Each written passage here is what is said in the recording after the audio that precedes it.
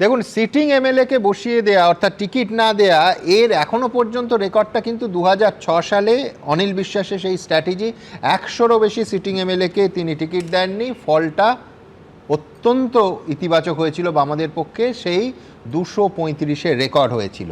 আর তৃণমূলের ক্ষেত্রে যদি দেখি, তৃণমূল 2016 সালে মাত্র 16 জন সিটিং এমএলএকে টিকিট দেয়নি। 2021-এ সংখ্যাটা 64 জন হয়েছিল, তার ভেতরে 5 জন মন্ত্রী ছিলেন। এবং এই পরিবর্তনের একটা প্রায় হাওয়া, তার কারণ 2021-এ 114 জন নতুন মুখ তৃণমূল কংগ্রেসের টিকিট পান বিধানসভা ভোটে, আর 26-এ 74 জন সিটিং এমএলএ ড্রপ হলো। আমি বলছি যে ইম্প্যাক্ট কি হবে, অনেকে কিন্তু ইতিমধ্যে প্রায় বিদ্রোহ ঘোষণা করছেন।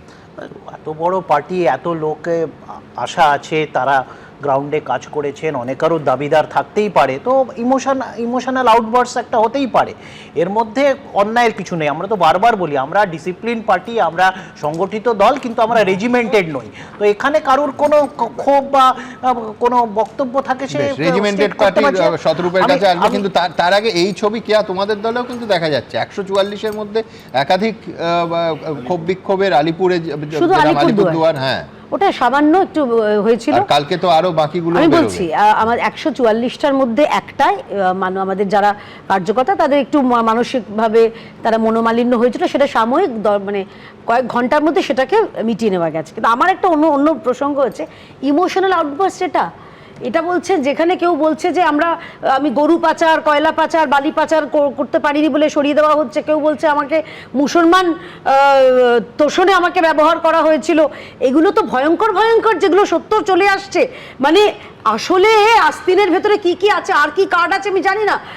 সৌরভ চক্রবর্তী বলছে যে কথাটা বলেছেন, আমার তো অবাক লাগছে যে এটাকে যদি ইমোশনাল আউটবার্স্ট করে। আর আরেকটা খুব মজার দেখলাম, ওই যিনি ক্যানিং এর প্রাক্তন, যিনি বোম বাঁধেন, আমি বলিনি, মমতা বন্দ্যোপাধ্যায় বলেছিলেন, শওকত মোল্লা, তাকে ভাঙড়ে নিয়ে এসে তিনি এখন নিজে বলছেন যে আমাকে ক্যানিং এর লোক চাইছে এখানে।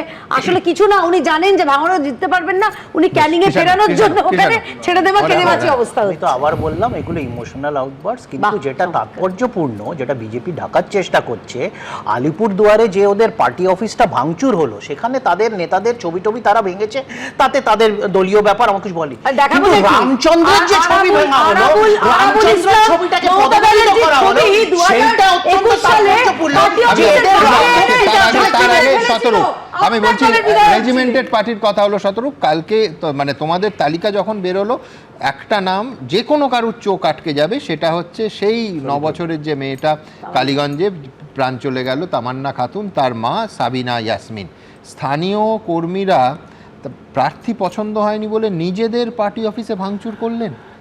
রেজিমেন্টেড পার্টি কেন, যে কোনো পার্টিতে ভয়ঙ্কর। এখনো পর্যন্ত যতদূর জানা গেছে তাতে এই ঘটনার পেছনে তৃণমূলের একাধিক জন যেরকম ছিল, কিন্তু আবার এটাও ঘটনা যে আমাদের দলেরও হয়তো কর্মী বা সমর্থক বা একটু সক্রিয় কর্মী কয়েকজন ছিল না, এমন নয়, আমি খুব সৎভাবে বলছি। এবং তাদের ক্ষেত্রে যা অবস্থান নেওয়ার ব্যবস্থা নেওয়ার আমাদের পার্টি খুব দৃঢ়ভাবে করবে। কেননা প্রশ্নটা এখানে একজন ব্যক্তিকে প্রার্থী হিসেবে পছন্দ করা কি না করা নয়, কোনো শহীদের মাকে যিনি অসম্মান করেন, তিনি যে দলেরই যে হয়ে থাকুন না কেন, তার সম্পর্কে যা দৃষ্টিভঙ্গি থাকার তা আমাদের দল তা করবে নির্মোহভাবে। কিন্তু আমি খালি একটা কথা বলছি সুমনদা, যারা এই ইস্যুতে পার্টি অফিস ভাঙচুর করেছেন বা বিক্ষোভ দেখিয়েছেন, কেউ বলেননি যে তামান্নার মা সাবিনা ইয়াসমিন টাকা দিয়ে প্রার্থী হয়েছেন। কেউ, তুমি অনিল বিশ্বাস আমাদের পার্টির যখন সেক্রেটারি ছিলেন 2006 সালে, তুমি বিধানসভা ভোটের কথা বললে, একজনও বলেননি, সিটিং মন্ত্রী ছিলেন যারা কিনা সেবার প্রার্থী হননি, একজনও বলেননি যে টাকার কাছে হেরে গেলাম। এখানে সৌরভ চক্রবর্তীকে বলতে শুনলাম নাকি 200 কোটি টাকা টেন্ডার খেয়েছে একটা লোক। মানে মাঝে মধ্যে তৃণমূল এই সমস্ত কাজগুলো করে বলে ওদের মুখ থেকে আমরা এগুলো জানতেও পারি। হ্যাঁ, মানে 200, আমি বলছি একজনও বামফ্রন্টের ক্ষেত্রে একজনও বলেনি যে সিপিআইএম এর কি বামপন্থী কোনো দলের প্রার্থী হওয়ার পেছনে টাকা পয়সার গল্প আছে। খালি একটা সেন্টেন্স বলছি, মমতা বন্দ্যোপাধ্যায় দেখুন ওনার ছাগল, উনি আগায় কাটবেন না দয়া কাটবেন ওনার ব্যাপার, কাকে প্রার্থী করলেন না সেটা বড় কথা নয়, প্রার্থী করলেন কাদেরকে এক নয়। এখনো পর্যন্ত যা হিসাব পেয়েছি 5 জন এমন লোককে চুরির কেসে বছরের পর বছর জেল খেটেছে, যারা চুরি করে বছরের পর বছর জেল খেটে আসা লোকের জন্য বিধানসভায় প্রার্থী করেছেন। এই তৃণমূলের এই প্রার্থীর দ্বন্দ্বের পেছনে কিন্তু অভিষেক বন্দ্যোপাধ্যায় বনাম মমতা বন্দ্যোপাধ্যায়ের পছন্দের একটা দ্বন্দ্ব আছে। অভিষেক বন্দ্যোপাধ্যায় যখন কৌশলগত জায়গা থেকে ভাঙড়ে শওকত মোল্লাকে ঢোকান, কারণ ক্যানিং পূর্ব নিশ্চিত আসন, কিন্তু ভাঙড়ে যদি শওকত লড়াই করে তাহলে নৌশাদ সিদ্দিকী যে মুসলিম ফেস, তাকে মানে সেই কার বুঝতেই নিশ্চিত আছেন? পেরেছেন, ক্যানিং মানে পূর্ব? তৃণমূলের বিরুদ্ধে ক্যানিং মানে পূর্ব সেই কার সম্ভাবনাটাকে নিশ্চিত গুড়িয়ে দেওয়ার জন্য কিন্তু মানে বেশ কিছুদিন আগের থেকে ওকে অবজারভার নিয়োগ করা হয়েছিল। আবার একইভাবে মানে কঠোর মুসলিম মুখগুলোকে কিন্তু প্রমোট করেছেন তার মতন করে, যেখানে কিন্তু মডারেট যারা মানে মনে করেন রফিকুলের মতন মানে ভাঙড়ের যিনি এমএলএ ছিলেন তাকে বাদ দিয়ে মানে সিদ্দিকে যখন আনছেন তখন কাসিম সিদ্দিকীকে আনছেন, লজিকটা কি? লজিকটা হলো যে ভাই আমি মানে ফুরপুরা শরীফের সমর্থনটাকে নেব এবং পরিবারের মধ্যে ভাঙন দেখানো, এদিকে নওশাদ আছে, আমার কাছে এবং সঙ্গে ফুরপুরা শরীফের সমর্থন আছে, তাদেরকে কাছে পাওয়া। এবং একই সাথে আপনাকে বলতে চাই, আমার খুব খারাপ লেগেছে মঞ্জু বসুকে আমি টিকিট নাই দিতে পারি, তিনাঙ্কু এখন উঠতি নেতা, তাই বলে মঞ্জু বসুকে অপমানিত করব, আমার কিন্তু মনে হয়েছে এটা ঠিক নয়। একটা সেন্টেন্স বলছি, আমি একটা সেন্টেন্স বলছি। প্রথম কথা হচ্ছে বিশ্বনাথ স্যার বললেন বটে, উনি ওনার মতামত বললেন, ক্যানিং পূর্ব কার নিশ্চিত আসলে আমি বুঝতে পারলাম না, আর যারই হোক না কেন তৃণমূলের তো নয়। দ্বিতীয় কথা আমি এখানে বলছি, তার থেকে গুরুত্বপূর্ণ কাসেম সিদ্দিকীর কথা বললেন।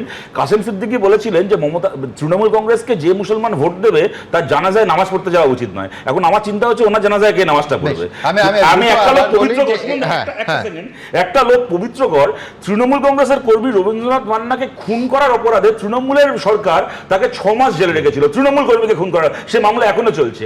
সেই লোকটা দলে যোগ দিয়ে 8 ঘন্টার মধ্যে প্রার্থী হলো। আমি বলছি তৃণমূল কংগ্রেসের এই যে দৃষ্টিভঙ্গি, এই যে ওদের চরিত্র, নিজের দলের লোককে খুন করে তুমি আমার দলের প্রার্থী হবে, তুমি ইনকাম করতে পারবে, আমার টাকা তুলে দিতে পারবে বলে, এই রাজনীতিকে পশ্চিমবাংলায় হারাতে হবে। আমি আবার বলছি যে টিকিট না পেয়ে ক্ষোভ স্বাভাবিক, সব দলে হয়, সব রাজ্যে হয়, কিন্তু স্কেল এবং সেই মুহূর্তে কি বলছেন নিঃসন্দেহে এটাও গুরুত্বপূর্ণ।